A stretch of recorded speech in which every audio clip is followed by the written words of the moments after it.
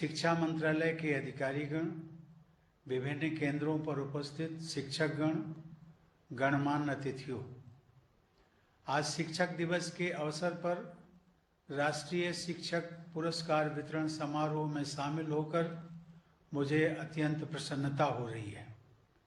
मुझे और भी अधिक प्रसन्नता होती यदि हम सब एक ही स्थान पर एकत्रित होते, परंतु विगत वर्ष की तरह इस साल भी कोविड की महामारी से उत्पन्न परिस्थितियों ने हमें सबको सामूहिक उपस्थिति से वंचित रखा है। अपने विशिष्ट योगदान के लिए आज पुरस्कार प्राप्त करने वाले सभी शिक्षकों को मैं हार्दिक बधाई और साधुवाद देता हूँ। ऐसे शिक्षकों के विषय में जानकर मेरा यह विश्वास और भी मजबूत होता है कि भावी पीढ़ियों का निर्माण हमारे सुयोग्य शिक्षकों के हाथों में सुरक्षित है। यह हम सभी को ज्ञात है कि शिक्षक दिवस का आयोजन पूर्व राष्ट्रपति डॉक्टर सर्वपल्ली राधाकृष्णन के जन्मदिन के उपलक्ष्य में 5 सितंबर को मनाया जाता है। डॉक्टर राधाकृष्णन एक दार्शनिक और विद्वान के रूप में विश्व विख्यात थे। यद्यपि उन्होंने अनेक उच्च पदों को सुशोभित किया, परंतु वो चाहते थे कि उन्हें एक शिक्षक के रूप में ही याद किया जाए। डॉक्टर राधाकृष्णन ने एक श्रेष्ठ शिक्षक के रूप में अपनी अमिट छाप छोड़ी है। सबके जीवन में शिक्षकों का अत्यंत महत्वपूर्ण स्थान होता है। हर व्यक्ति को अपने शिक्षकों की याद आजीवन रहती है।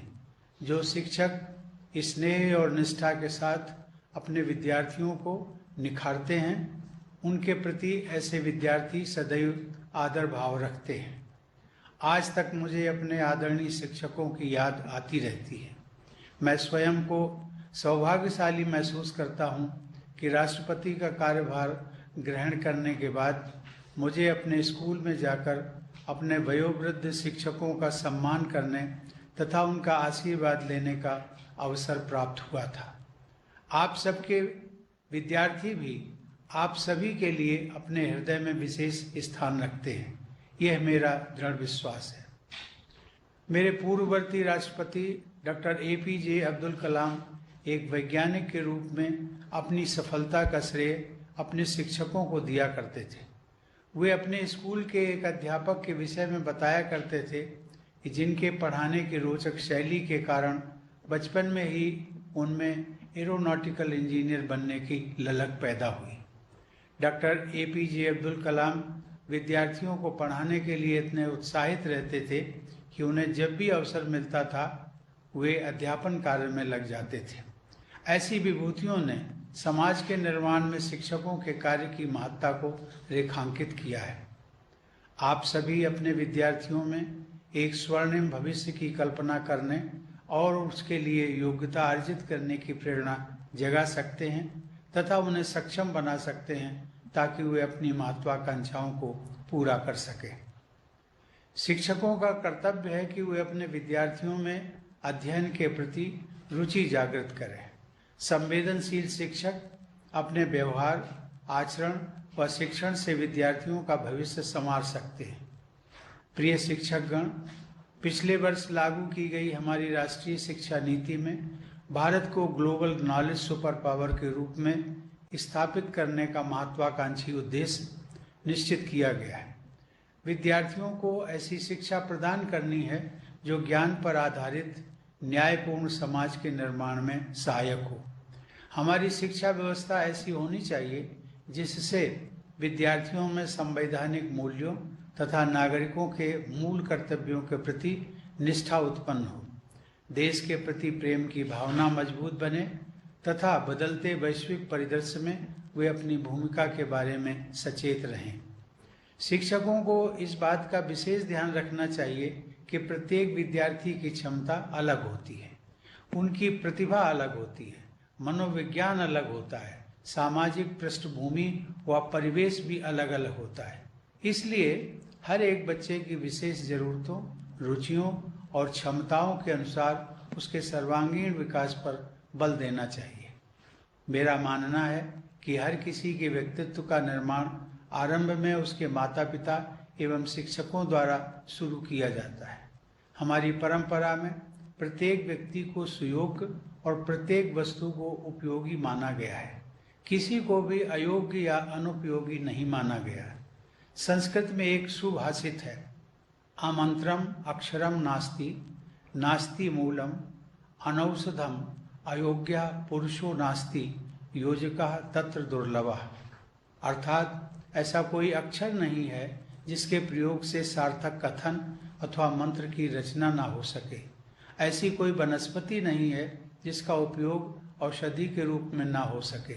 ऐसा कोई व्यक्ति नहीं है जिसमें योग्यता ना हो, लेकिन इन सब का संयोजन करने वाले व्यक्ति ही दुर्लभ होते हैं। किसी भी समाज में निहित प्रतिभा के संयोजन की प्राथमिक जिम्मेदारी शिक्षकों की ही होती है। एक अच्छा शिक्षक व्यक्तित्व निर्माता है, समाज निर्माता है और राष्ट्र निर्माता भी है। हमारे देश में उत्कृष्ट शिक्षा व्यवस्था के उदाहरण उपलब्ध रहे हैं। लगभग 125 वर्ष पहले पश्चिम के विकसित देशों में शिक्षाविद विद्यार्थियों को शारीरिक दंड देने के विषय में वाद विवाद कर रहे थे तथा spare the rod and spoil the child की सोच को विश्व के प्रमुख शिक्षण संस्थानों द्वारा अपनाया गया था। उस समय गुरुदेव रविंद्रनाथ टैगोर द्वारा स्थापित विद्यालय शांति निकेतन में शारीरिक दंड सर्वथा वर्जित था। गुरुदेव मानते थे कि ऐसे दंड का विद्यार्थियों के कोमल मनोमस्तिष्क तथा व्यक्तित्व विकास पर प्रतिकूल प्रभाव पड़ता है। आज पूरा शिक्षा जगत इस मनोवैज्ञानिक तत्व को स्वीकार करता है। इस प्रकार भारतीय परंपरा के संवाहक गुरुदेव रविंद्रनाथ टैगोर की शिक्षा संबंधी सोच अत्यंत आधुनिक थी। हमें अपनी परंपरा में निहित आधुनिकता को अपनाना है। आपको यह सदैव ध्यान में रखना है कि भय पर आधारित शिक्षा के मुकाबले प्रेम पर आधारित शिक्षा अधिक कारगर सिद्ध होती है। देवियों और सज्जनों, पिछले लगभग 1.5 वर्ष से संपूर्ण विश्व कोरोना महामारी के कारण उत्पन्न हुए संकट से गुजर रहा है। इस परिस्थिति में जब सभी कॉलेज और स्कूल बंद थे, तब भी शिक्षकों ने विषम स्थितियों का सामना करते हुए बच्चों की शिक्षा का क्रम रुकने नहीं दिया। इसके लिए शिक्षकों ने प्रयासपूर्वक बहुत कम समय में ही डिजिटल प्लेटफॉर्म्स का उपयोग करना सीखा और शिक्षा प्रक्रिया को जारी रखा। ऐसे सराहनीय प्रयास करने वाले कुछ शिक्षकों को आज पुरस्कृत भी किया गया है। मुझे बताया गया है कि कुछ शिक्षकों ने अपनी मेहनत और लगन से स्कूलों में उल्लेखनीय बुनियादी सुविधाएं विकसित की हैं। मैं ऐसे समर्पित शिक्षकों को साधुवाद देता हूँ।